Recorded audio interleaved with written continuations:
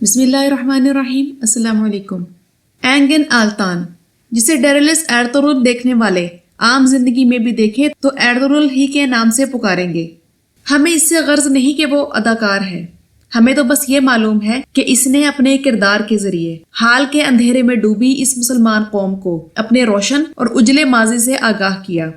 مگر آج جب وہ فاکس چینل پر عنقریب دکھائی جانے والی ایک نئی ڈرامہ سیریل میں نظر آیا ہے تو نہ جانے کیوں دل دکھی ہے۔ یہ فاکس ٹی وی وہی ہے جس کا مالک ریوپرٹ مرڈاک اسلام اور مسلمانوں کا دشمن ہے، اور یہ چینل دن رات اسلام دشمن پروپیگنڈے میں مصروف رہتا ہے۔ اور فاکس ٹی وی کی اس سیریز میں نیم برہنہ لڑکیاں اور اخلاق سے گرے سینز کی کثرت ہے۔ اینگن آلتان کو سوچنا چاہیے تھا کہ فاکس چینل اس سے اس سیریز میں کیوں کام کروانا چاہتا تھا۔ شاید اسی لیے کہ ایرطغرل کی حیثیت سے اس کا جو امیج دنیا بھر کے مسلمانوں کی نظروں میں بن چکا ہے اسے داغدار کیا جائے۔ یہ اینگن آلتان نہیں بلکہ ایرطغرل کا ہی سحر تھا جس میں دنیا بھر کے مسلمان گرفتار ہیں، اور اس سیریز میں ایک سیکولر وکیل کے طور پر اس کا کردار مسلمانوں کے دلوں کو دھچکا پہنچائے گا۔ اصل میں یہ حقیقی ایرطغرل کے کردار کی طاقت تھی جسے اینگن نے صرف کاپی کیا اور کروڑوں مسلمانوں کے دلوں پر راج کرنے لگا۔ اسے سوچنا چاہیے تھا کہ مسلمان اسے اسلامی کردار کے علاوہ کسی دوسرے کردار میں قبول نہیں کریں گے، کیونکہ ہمیں اس سے محبت اس لیے ہے کہ وہ ایرطغرل بے تھا۔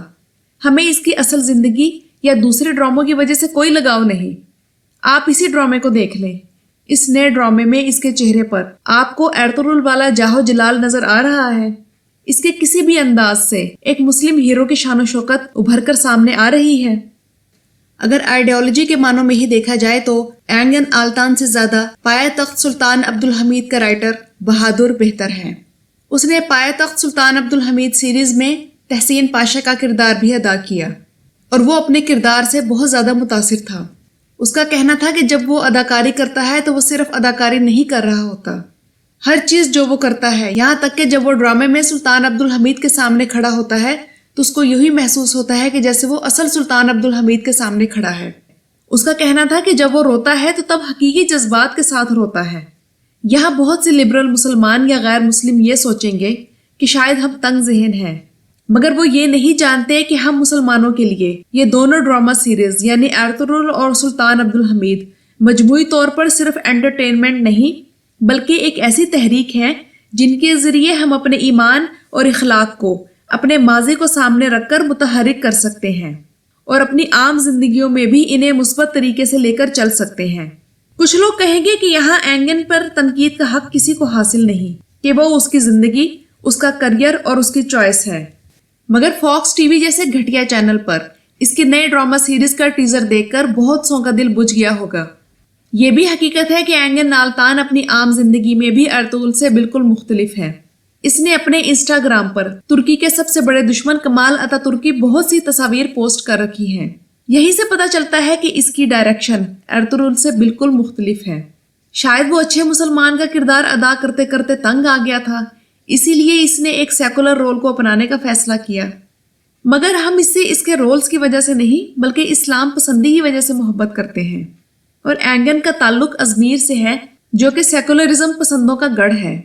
اس نے اپنے ایک انٹرویو میں بھی کہا تھا کہ ایرطغرل صرف ایک کردار ہے جسے وہ نبھا رہا ہے، اس کا اس کی حقیقی زندگی سے قطعاً کوئی تعلق نہیں۔